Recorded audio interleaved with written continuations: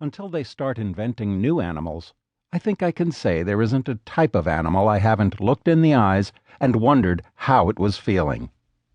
My wife Diane and I once estimated that I've handled more than 500,000 patients, without one of them ever complaining about me. In 2009, my son Charles, who had moved to Hollywood to be in the entertainment industry, thought that people might be interested in a television reality show about a farm vet.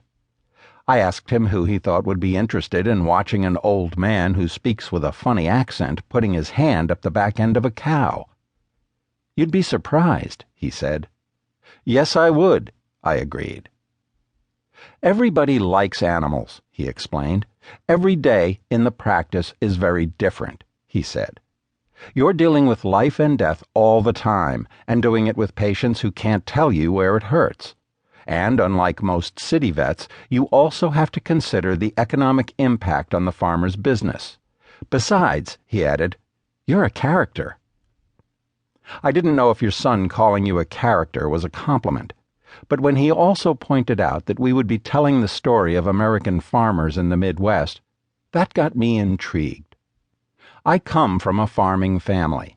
I know how difficult that life can be, and I know that is a story very much worth telling. So I agreed to let his camera crew follow our staff for a few days, still wondering if anyone was going to watch. It turned out Diane and I raised a smart son. When I opened my practice outside the small town of Weedman, Michigan, which is about 12 miles from the larger and better-known Mount Pleasant, in 1981, it was about 80% large animals, farm animals, and about 20% pets. It was mostly family dairy farms when we started, with several pig farmers. We took care of all their animals. But those family farms are mostly gone now. Instead, we have the big concerns that supply to the chain stores, and they have their own vets. The workhorses are mostly gone, too, and there are no more pig farmers. I remember that not too long after Diane and I moved to Mount Pleasant, I got a call from a farmer named Don Hatfield. Don and his brother had just taken over their uncle's dairy farm in Mecosta County, and they needed help with a calving. "We're having trouble getting the calf out of the cow," he said in his wonderfully deep voice I got to know so well. When we started talking, Don admitted he didn't know much about dairying because his uncle, who had recently died, had taken care of the cows. So I spent quite a bit of time at the farm, helping them out, teaching them how to care for their livestock. Don's family had been on the land a long time. That barn was just about 100 years old. He was a wonderful man whose real passion was the history of this part of central Michigan. He interviewed all the old-timers, and then compiled thick books telling the story of this area. Don did okay on the farm for a long time. Then he more or less retired and sold the cows.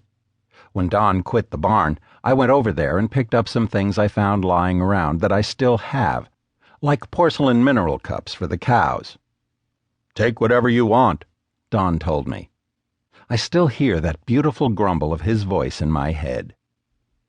The next thing I knew, the farm was sold to a potato farmer, who dug a big hole and pushed the beautiful old stone house and the barn into it, and covered them up. I drove by the place once and stopped to take a good look, and I couldn't even tell where the house and barn had been. All that was left standing was the electrical pole with a transformer.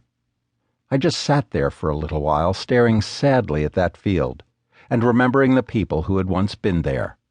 100 years of farming history pushed into a hole. Now my practice is about 60% small animals. There are basically 3 classes of animals: farm animals, work animals, and pets. There is obviously a big difference between them. The relationship between the farmer and his animals is based on economics. These animals are the farmer's livelihood. The relationship between pet owners and their animals is based on love.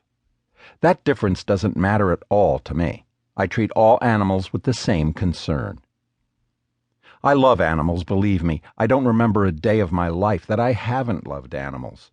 My whole family has always been comfortable with all kinds of animals.